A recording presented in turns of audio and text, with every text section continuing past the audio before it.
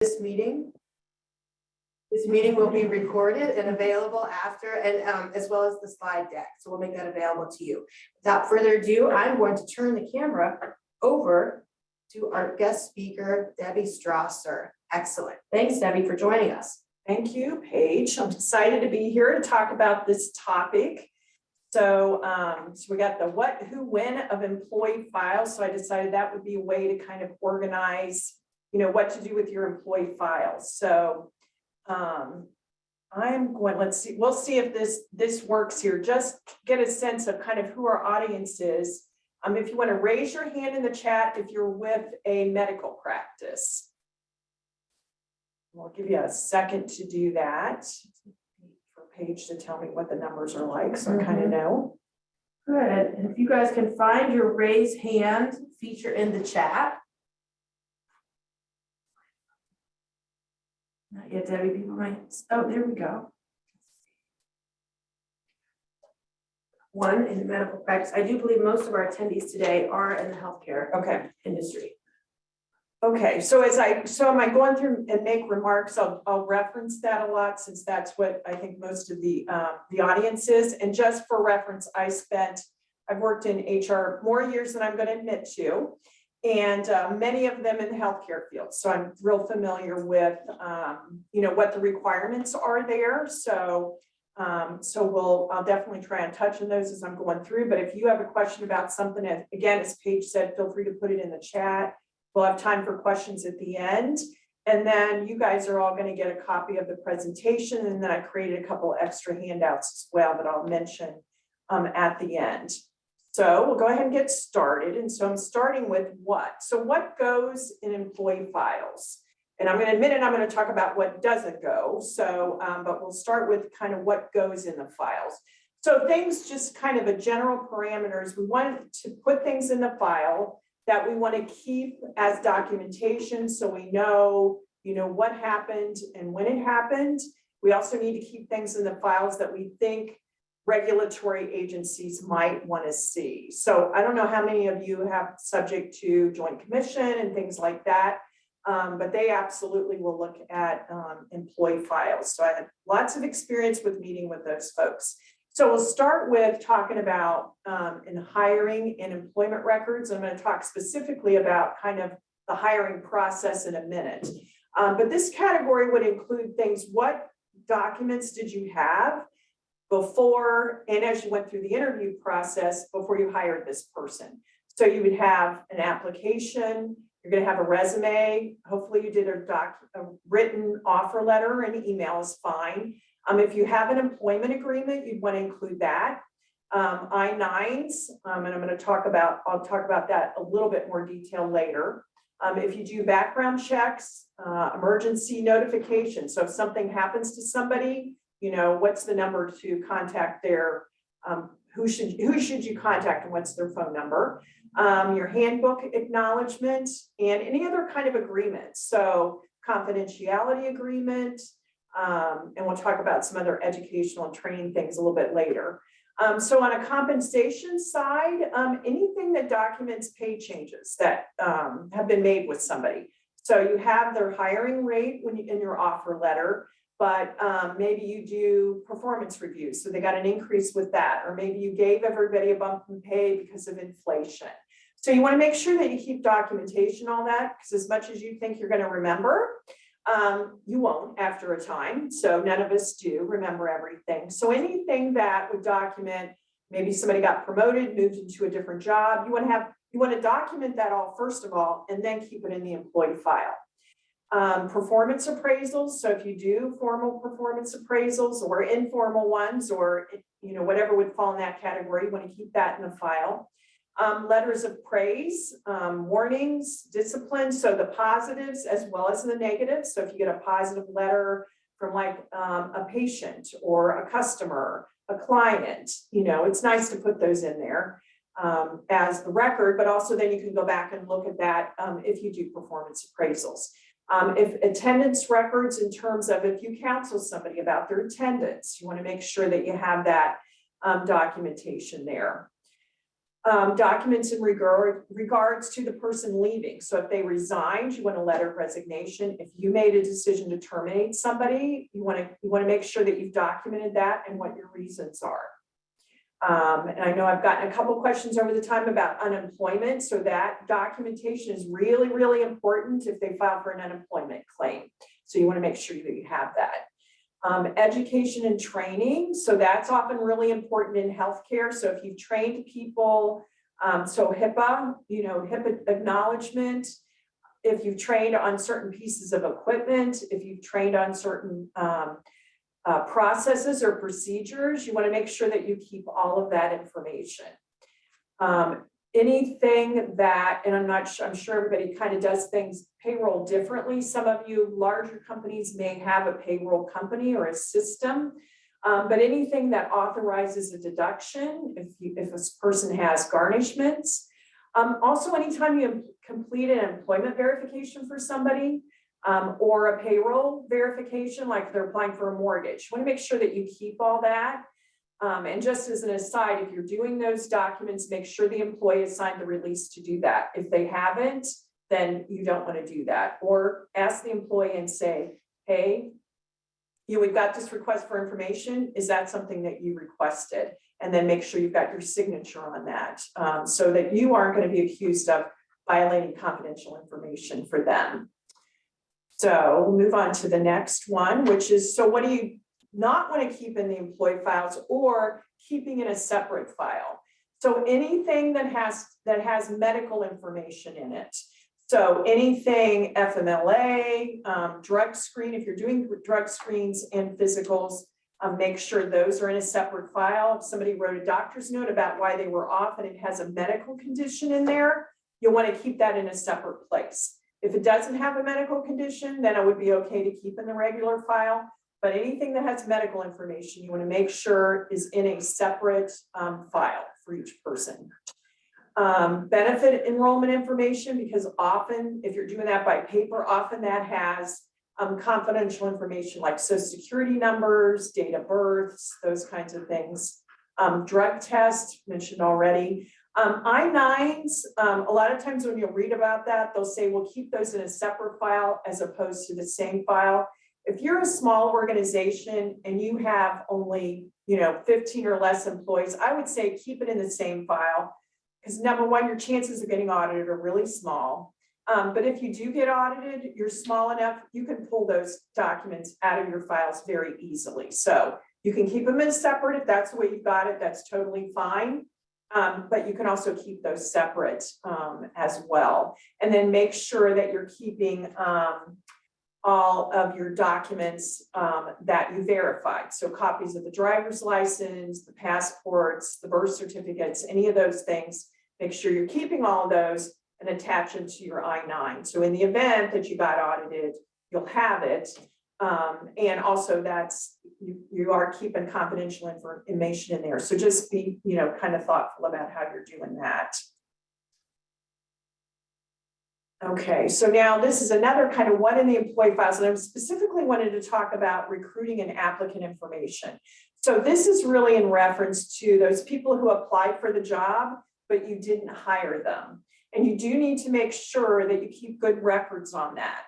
So that if you're from a larger company, you may have an applicant tracking system, or it could be part of your HR system, and you can keep all of that in there.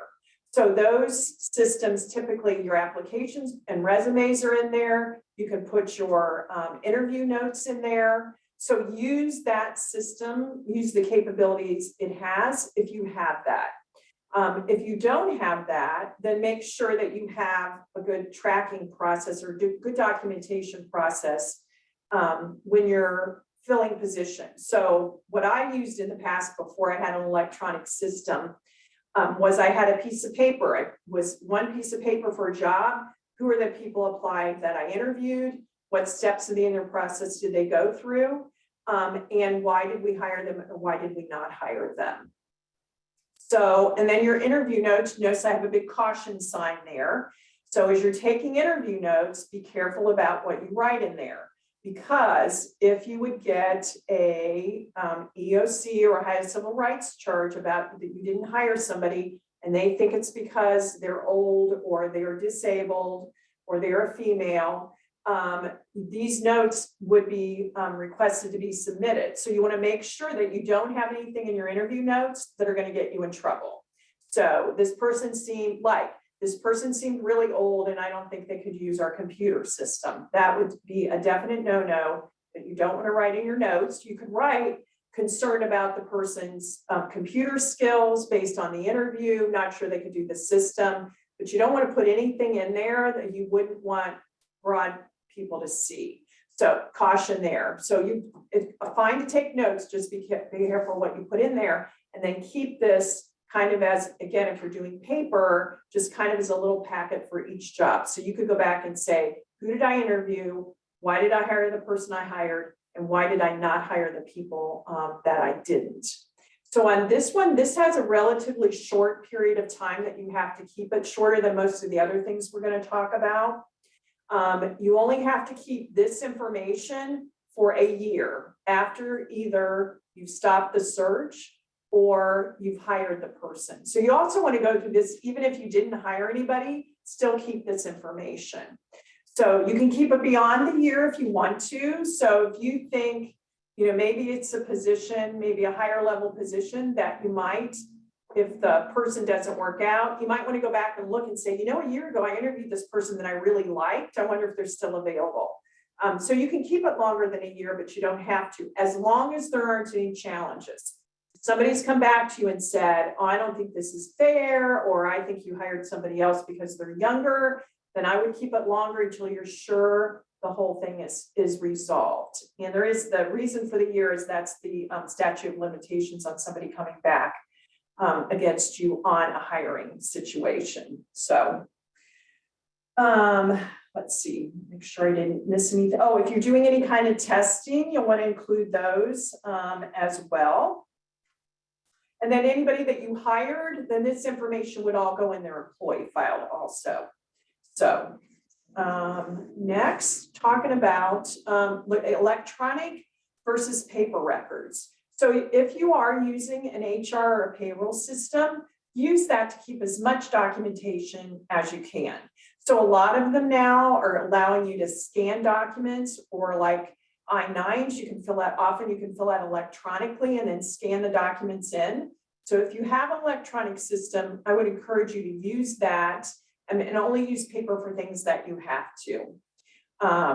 If you have, and you're probably going to end up with some paper anyway, because maybe it's just not worth scanning all the things that you would have in a file.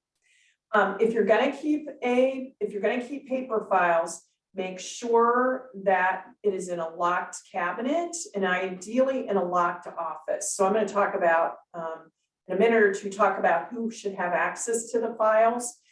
The other thing, if you're keeping a paper file, and you can buy employee files that have dividers in them, have some system about how you have the information in the file. So if you're looking for something, you know exactly where to look for it in the file, instead of sifting through, if you have people who've been there for a long time, sifting through lots of paper when you want to find something. So have some structure to your files if you have paper files.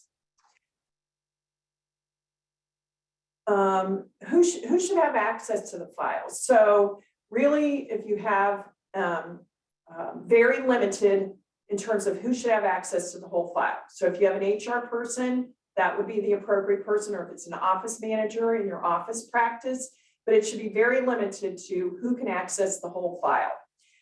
If, again, in a bigger practice, you have that's a different person who's a manager, they should only have access to relevant information like performance appraisals, maybe attendance records. They should not have access to any benefit information or any medical information. And one practice is to never hand anybody else an employee file. If somebody needs to see something, then pull out of the file and let them look at it, as opposed to giving them the whole file. That way, you know you're not going to give something that that they shouldn't see. Sometimes you'll have an employee who wants to see their file. And so our immediate thought is, okay, why do they want to see their file? What's going on? And oftentimes it's because employees think that we keep secret stuff in their files that they've never seen, which you probably don't. And so giving them access to the file lets them kind of see that.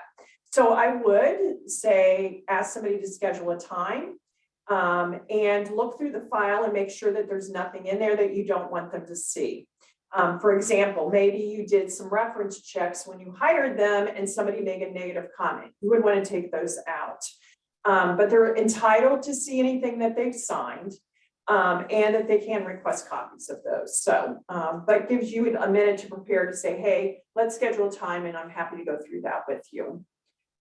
External requests, so things like payroll and employment verifications, as I mentioned before, make sure that the employee has signed that form. And if you get, sometimes you'll get one, maybe somebody's going through a divorce. And so they requested information. Again, the employee should have signed that. If it's not signed, don't give it to them. And sometimes if you have a legal request for something, you know, I have, and the employee may not know about it, I always want to make sure the employee knows that that information's been requested. Law enforcement and government. Again, this probably isn't going to happen very often, but if somebody's applying for a job in the government, a lot of times they will come and verify information. And sometimes they'll want more information than they really need. So, but dates of employment, title, anything like that would be fine. They'll say, well, what kind of employee they were, you know, fine to get some general information there.